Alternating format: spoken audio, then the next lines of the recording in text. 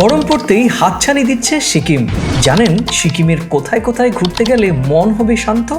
গুরুদংমার উত্তর সিকিমের রূপের কথা নতুন করে আর বলার কিচ্ছু নেই। এখানকার সবচাইতে আকর্ষণীয় গুরুদংমার হ্রদ। প্রাকৃতিক বিপর্যয়ে ভেঙেছিল রাস্তা, আর সে কারণেই গুরুদংমারের যাত্রা বেশ কিছুদিন বন্ধও ছিল। তবে এবার পর্যটকদের জন্য সুখবর, মন চাইলে যেতে পারেন গুরুদংমার। বিশেষ করে এই জায়গার জন্য আপনাকে প্রথমে গ্যাংটক পৌঁছতে হবে, সেখান থেকে লাচেন হয়ে সড়ক পথেই পৌঁছে যেতে পারেন গুরুদংমার।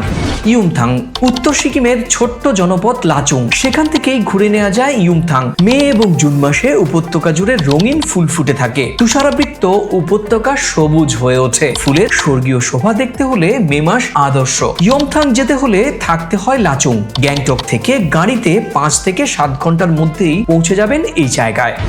উত্তর সিকিমের আরো একটি জায়গায় না ঘুরলেই নয়, জায়গার নাম জম্বু। এখানে যেতে গেলেও আগাম অনুমতির প্রয়োজন হবে, আর এখান থেকে ঘুরে নিতে পারেন লিংজা জলপ্রপাত, লিংডেম উষ্ণ প্রসবন, লিংথেম বৌদ্ধ মঠ, থিংবং গ্রাম। গ্যাংটক থেকে মঙ্গনের দূরত্ব 65 কিলোমিটার। মঙ্গন থেকে জম্বু যেতে হয়, আর মঙ্গন থেকে নদী পেরিয়ে যেতে হয় আপার জম্বুতে। তিস্তার ওপরে রয়েছে ঝুলন্ত এই সেতু, সেটি হেঁটেও পার হওয়া যায়।